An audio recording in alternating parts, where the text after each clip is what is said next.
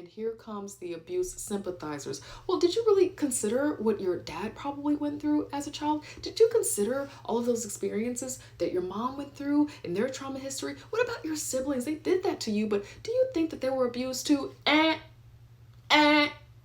Cut.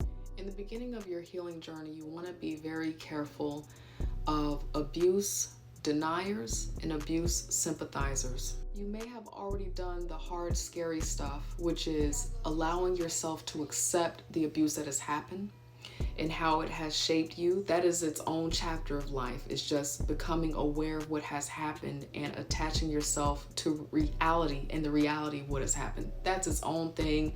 It's scary, it's frustrating, it's a process. There's grief, there's pain, there's joy, there's forgiveness, more grief, more pain. There's a whole thing that already happens with that process. You may come across people who deny the abuse when you share your story, and you're already a little bit raw, you're already a little bit vulnerable, not exactly sure if you're making the right decision by removing people out of your life or creating boundaries.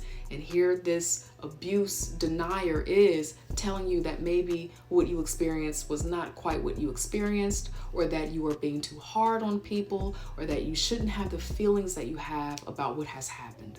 This is where it can become dangerous, because when people are not clear about what has happened and they're still trying to make sense of it, but they're really going after their healing and they're dedicated to their healing, there's already some guilt and shame that is happening because someone is deciding to cut these folks out of their life. And so here comes the abuse denier and sympathizer, making things a little bit more confusing. An abuse denier and an abuse sympathizer can be a friend, it can be a colleague, it can be someone in your family, and it can even be a therapist. They'll start walking you down a line to try to help you make sense of why the abuser abused you. The thing about that is that it does not help. It just makes things a little bit more confusing about what the survivor should do. So when they start that stuff up, all you have to do is just realize that they have no true understanding of what you've experienced. Maybe this is not the right person to be sharing your experience with. Make the decision to not share that information again, or you can confront it. Remember, your healing is reliant on you.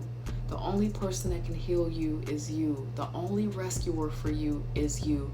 So some of these people may have to go away out of your life. The abuse deniers and sympathizers, despite their intentions, it may not be that those are the right people to tell this information to.